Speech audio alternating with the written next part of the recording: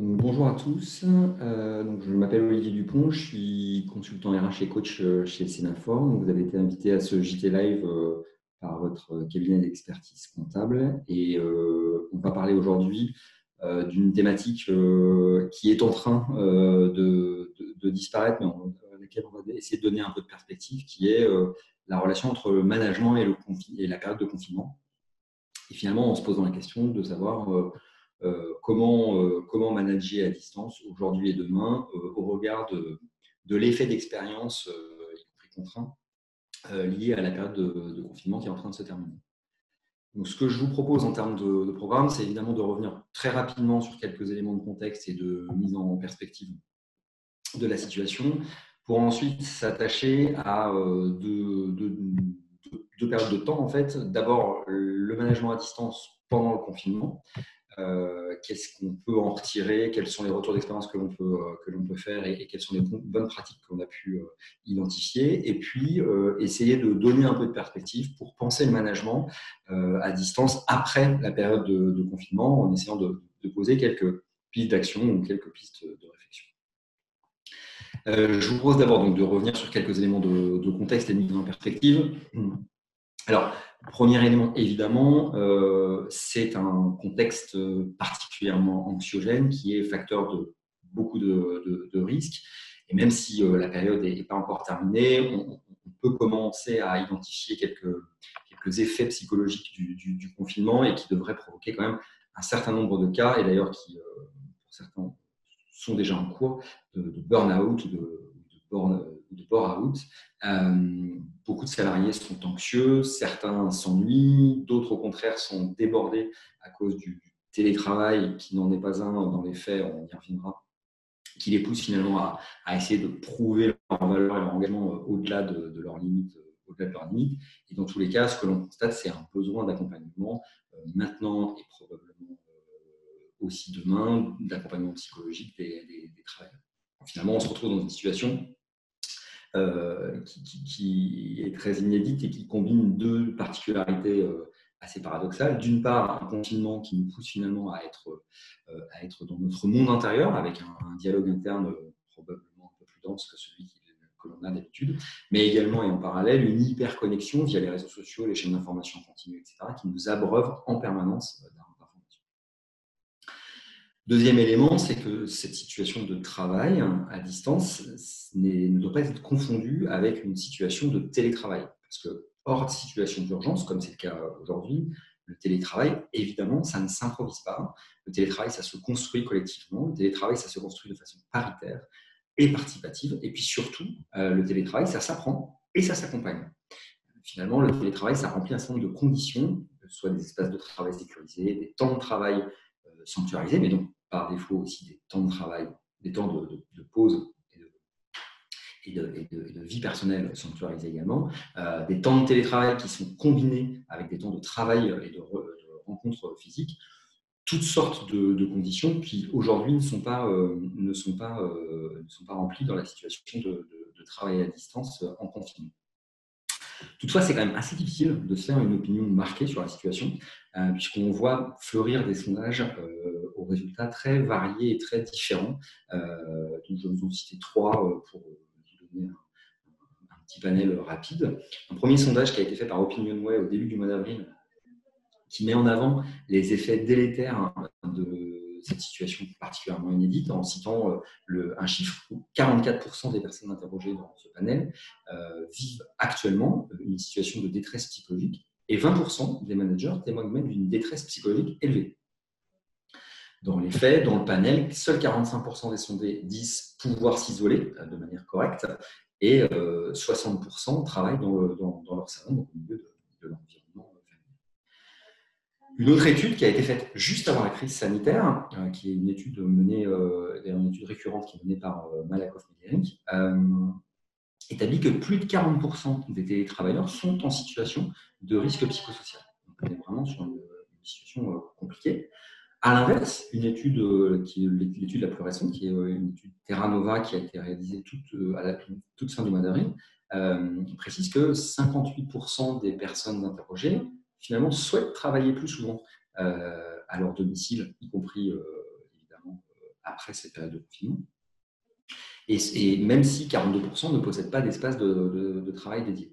Au final, 75% des répondants disent remplir leur mission dans des conditions faciles, voire très faciles. Donc on est globalement pas tous égaux face au travail à distance en situation de confinement. En revanche, ce que l'on peut acter de manière très transversale, c'est que c'est une situation qui est très apprenante et qui offre d'énormes perspectives pour repenser les modes de travail et les situations de travail, puisque avant le confinement, à peine 7% des travailleurs étaient des télétravailleurs, lorsque quasiment du jour au lendemain, on est monté à 40%, en France.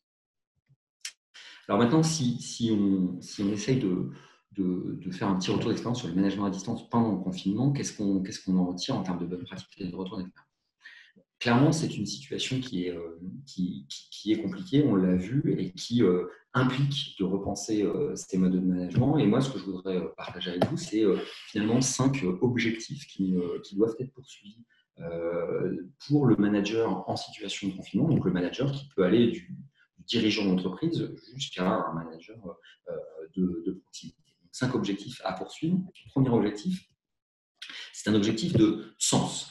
Dans cette période de chalité, évidemment sur tous les plans, il est absolument incontournable de donner et de redonner des perspectives à ses salariés. Il faut donner de la visibilité sur le sens de l'action, pourquoi l'on conduit cette action, pour quelle mission on travaille. Il faut clarifier la raison d'être de l'entreprise, finalement, à quoi servons-nous dans cette société, et sur la place des collaborateurs dans le système global. Donc, paradoxalement, c'est probablement le bon moment pour lancer 2 types de démarches qui peuvent sembler aller à contre-courant, notamment par rapport à ce que j'ai dit sur la charge mentale importante et la suractivité que le télétravail mal encadré ou mal accompagné ou mal préparé, tel que l'on vit aujourd'hui massivement pendant le confinement, peut donner. Donc, deux types de démarches à contre-courant.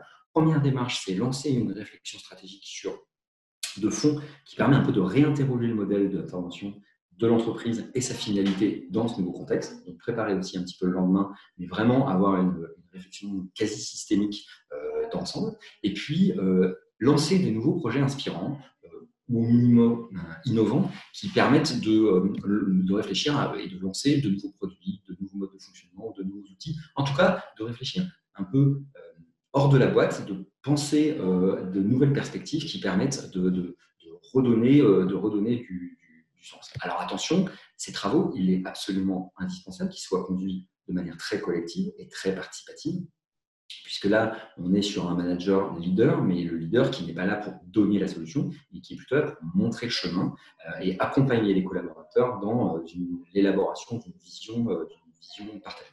Alors, au quotidien, comment ça peut se traduire ? On est forcément, on est nécessairement en train de passer d'un management par la tâche, où on fait quasiment du micromanagement qui ne donne pas forcément tout le sens nécessaire, à un management par la mission, où on retravaille sur le sens de la mission, la finalité de la mission. On est vraiment dans une logique où on passe de plus en plus du manager hiérarchique qui donne les tâches et relève les compteurs, mais à un manager ressources qui appuie et aide à la réalisation en apportant son soutien à ses collaborateurs, mais également et surtout au manager qui porte le sens et qui donne le chemin vers le ressources. Deuxième objectif, c'est la question de la reconnaissance des salariés.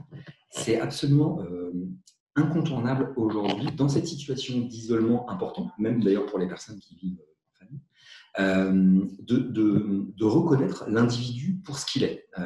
L'être humain est un animal social qui a un besoin primaire d'être reconnu comme tel, comme un être humain. C'est la notion d'altérité. Donc ça crée une exigence très très forte pour le manager sur une bonne pratique qui est d'ailleurs insuffisamment mise en œuvre, y compris en situation plus normale, qui s'appelle le feedback en fait. Le feedback, c'est quoi ? C'est faire un retour, c'est évaluer de manière positive comme de manière négative, j'y reviendrai juste après, la qualité du travail réalisé. Donc, c'est finalement ce feedback qui permet à la personne de se sentir vivante, de se sentir reconnue et de se sentir valorisée. Donc, c'est vraiment incontournable et impératif de multiplier dans cette période d'isolement les feedbacks, y compris sur des micro-sujets, et qui peuvent prendre des formes extrêmement simples, comme un simple « merci, c'est du bon travail ».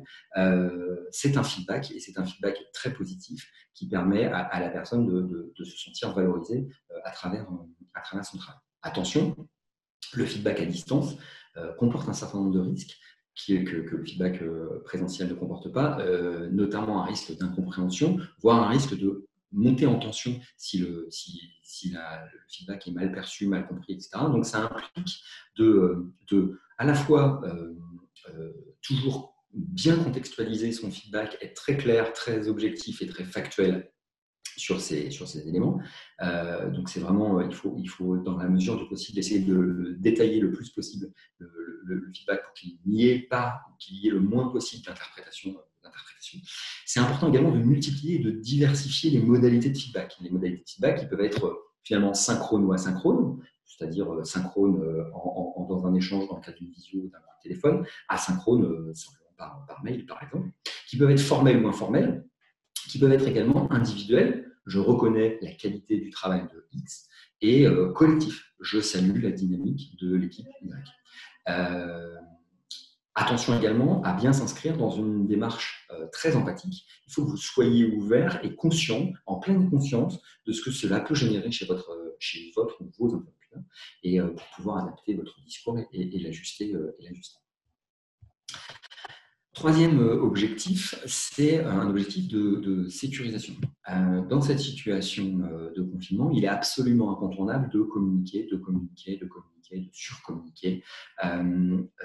N'hésitez pas, il faut presque mieux aujourd'hui plus de communication dans cette situation avec beaucoup d'incertitudes que pas assez de communication, y compris d'ailleurs de faire de la métacommunication. La métacommunication, c'est communiquer sur la communication. Et donc, n'hésitez pas, en tant que manager, en tant que dirigeant, à pouvoir dire aussi à vos collaborateurs que vous n'avez pas toutes les réponses, que les travaux sont en cours, que vous allez lancer une démarche sur tel et tel sujet, mais c'est rassurant en fait d'avoir face à vous quelqu'un qui est humain et qui accepte le fait qu'il ne sait pas tout, que tout ce qu'il fait n'est pas parfait, etc. Donc, c'est vraiment extrêmement important de communiquer de la manière la plus transparente possible vis-à-vis de l'ensemble finalement de l'écosystème de votre entreprise. Ça veut dire évidemment vos salariés, ça veut dire également vos managers, ça veut dire également vos représentants du personnel. Il faut véritablement que la communication soit menée à 360 pour avoir un niveau de transparence équivalent, ce qui ne veut pas dire que vous avez le même niveau de communication avec tous les cibles, mais vous devez communiquer auprès de toutes les cibles. Et de la même manière que le feedback, il y a plein de possibilités de communiquer. Vous pouvez communiquer de façon synchrone et de façon asynchrone. Vous pouvez communiquer à l'oral comme à l'écrit. Vous pouvez communiquer de manière individuelle comme vous pouvez communiquer de manière collective. Vous pouvez communiquer par petits groupes comme vous pouvez communiquer par grands groupes.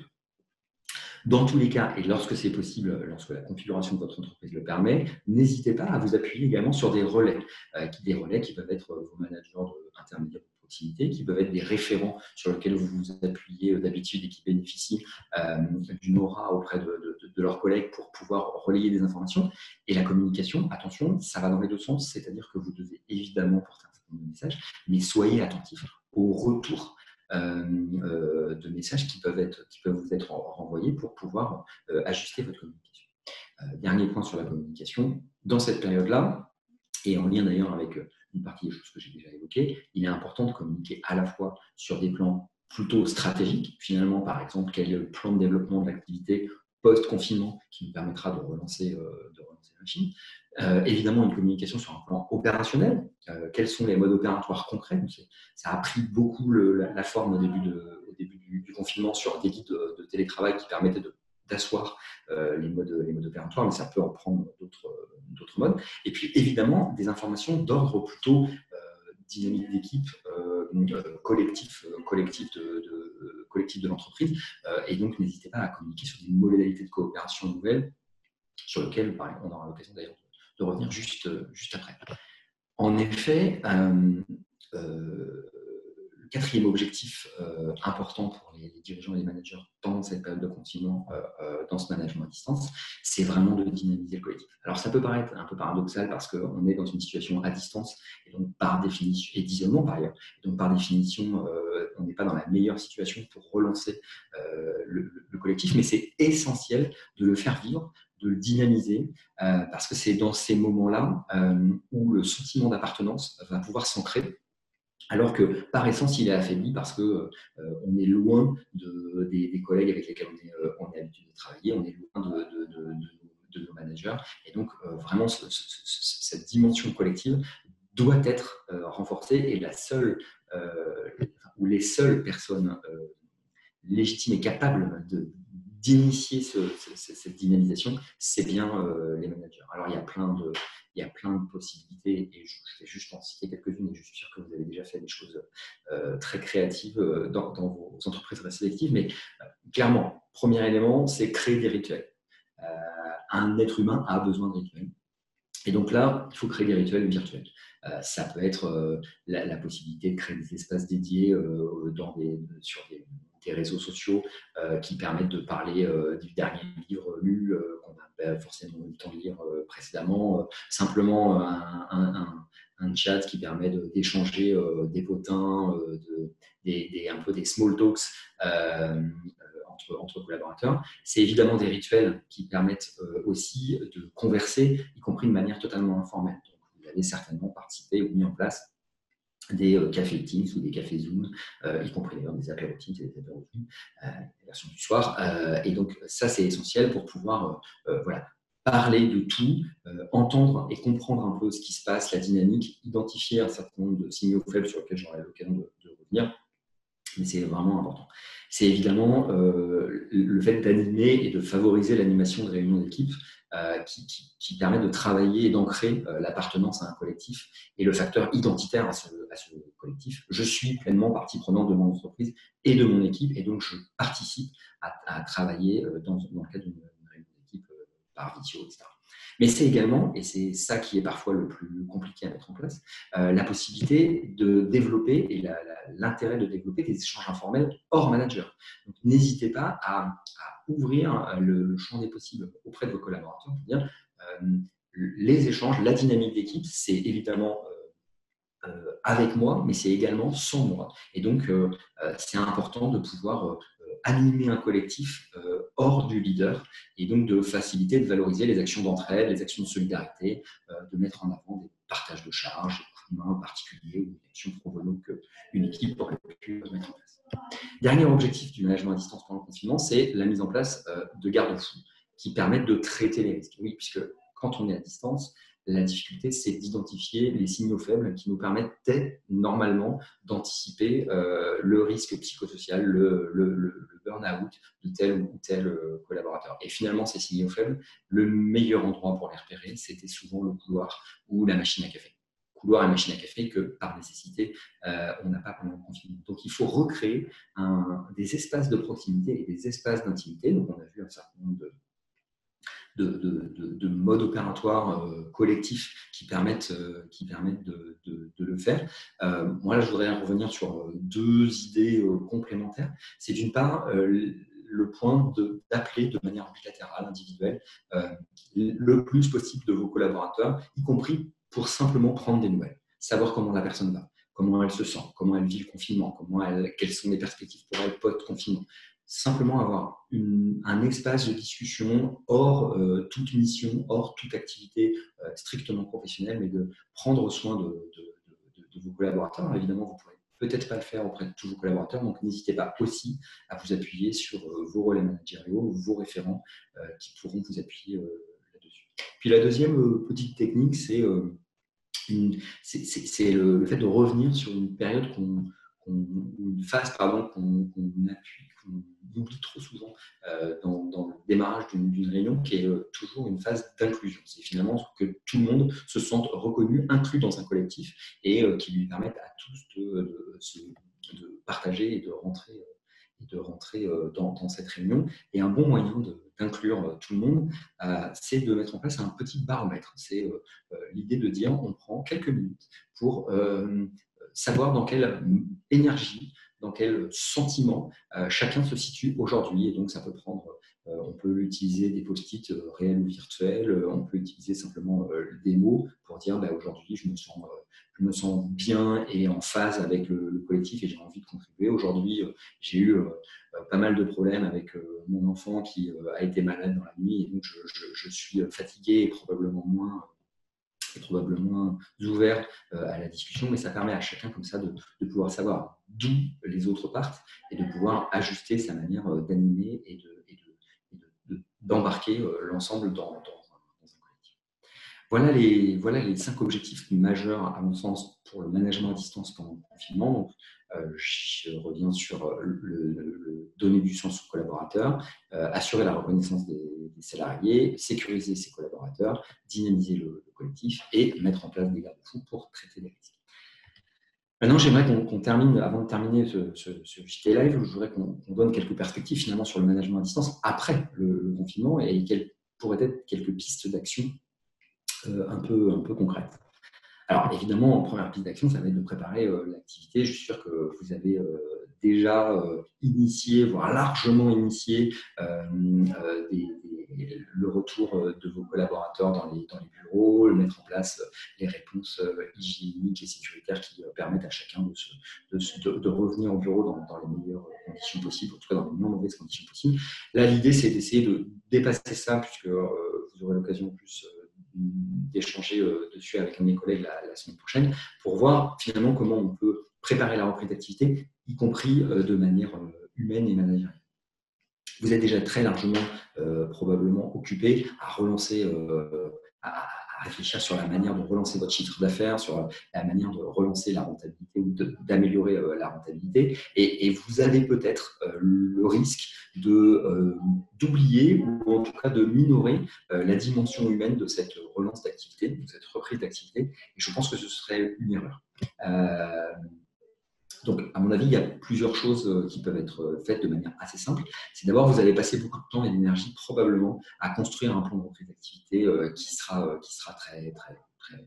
très costaud. Et donc, il faut aussi passer du temps et de l'énergie à le communiquer, à le présenter, à l'expliquer. Il faut finalement donner du sens. Il faut accorder du temps pour que les collaborateurs soit y participent dans leur élaboration, soit y adhèrent avec un travail de pédagogie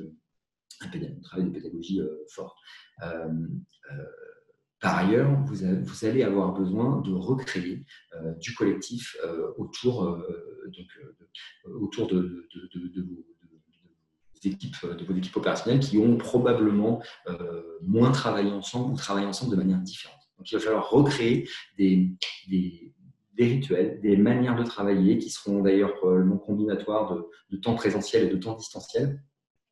Et un bon moyen de recréer le collectif dans cette période de reprise, c'est de recréer le collectif autour d'objets opérationnels concrets, plutôt basés sur finalement des retours d'expérience. Qu'est-ce que l'on a appris de cette situation ? Qu'est-ce qui a bien fonctionné dans notre manière de travailler ? Qu'est-ce qui a moins bien fonctionné, voire qui n'a pas fonctionné du tout, pour pouvoir se projeter, construire de nouveaux modes opératoires qui intègrent toutes les nouvelles contraintes auxquelles vous êtes confrontés et qui permettent de donner des perspectives très concrètes à vos équipes.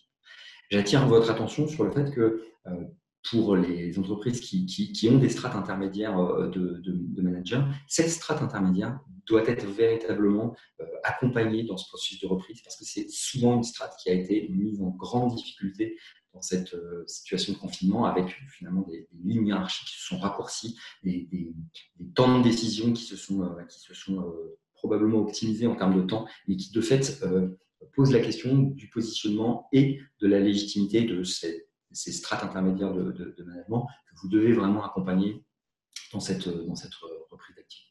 Et puis finalement, capitaliser sur cette expérience contrainte, c'est aussi en faire une opportunité pour l'avenir. Et c'est en faire une opportunité pour l'avenir, c'est à mon sens répondre à un triple défi. D'abord, il va falloir vraiment repenser le temps de travail. Puisque là, on est sur une logique où la dialectique vie personnelle, vie professionnelle a été pendant 2 mois très imbriquée. Donc l'enjeu va consister maintenant à trouver un équilibre, l'équilibre le plus engageant et le plus mutuellement satisfaisant et pour l'entreprise et pour les collaborateurs, que chacun se reconnaisse, trouve un modèle qui lui ressemble, mais qui permette évidemment de servir la stratégie et les objectifs de la société. Donc cette dialectique vie perso, vie pro et donc la manière dont on intègre le temps de travail va être un défi majeur qu'il va falloir relever. Le deuxième défi majeur, c'est évidemment la question des espaces, parce qu'il va falloir les repenser. Alors évidemment, à très court terme, il va falloir gérer la distanciation sociale, mais on peut aussi se poser la question de comment faire de cette distanciation un levier finalement de coopération et de collaboration au sein de nos organisations. C'est finalement comment à la fois éloigner physiquement les gens pour les rapprocher dans leur mode de pensée, dans les principes culturels. Finalement, la proximité, ce n'est pas qu'une proximité physique, ça peut être aussi une proximité culturelle, ça peut être une proximité stratégique, ça peut être une proximité philosophique. Il peut y avoir plein de possibilités de gérer cette proximité. En tout état de cause, ça aura un impact sur la manière de penser vos espaces de travail. On peut se poser vraiment la question maintenant de l'intérêt et de la faisabilité des open space, mais on peut aussi se poser la question de l'intérêt et de la finalité des bureaux fermés. Parce que finalement, est-ce que maintenant, on ne peut pas considérer que lorsque l'on vient physiquement au bureau, c'est pour travailler en collectif avec les règles de distanciation sociale, bien entendu, mais que finalement, lorsqu'on a à produire un document, si c'est un rapport, etc., c'est quelque chose que l'on peut complètement faire à distance. En conclusion, finalement, ce management à distance pendant et après la période de confinement, ça implique un véritable changement de paradigme managérial. Le management va de plus en plus reposer sur la capacité à comprendre le collectif, sur la capacité à faire preuve d'empathie réelle et sur la capacité à mobiliser, à animer des énergies, même à distance. Finalement, on va parler vraiment de plus en plus de manager intercesseur, c'est-à-dire un manager qui sait animer, qui sait impulser, qui sait éclairer la complexité, qui donne davantage de transparence à l'information et qui fait confiance à ses équipes. Évidemment dans une logique d'autonomisation, mais dans une logique d'autonomisation qui permet de favoriser la créativité. Voilà ce que je souhaitais partager avec vous sur cette thématique du management à distance pendant et après le confinement. J'espère que ça aura répondu à vos attentes et à vos questions. La semaine prochaine, donc vous retrouvez le replay de ce JT Live sur le site de votre cabinet. Et je vous invite à noter que le prochain JT Live aura lieu la semaine prochaine, mardi 12 mai, à 11h30, et sera animé par mon collègue Thomas Legal de Sémaphore, et qui parlera de la reprise du travail et des conditions de sécurité des salariés. Je vous remercie. À bientôt. Au revoir.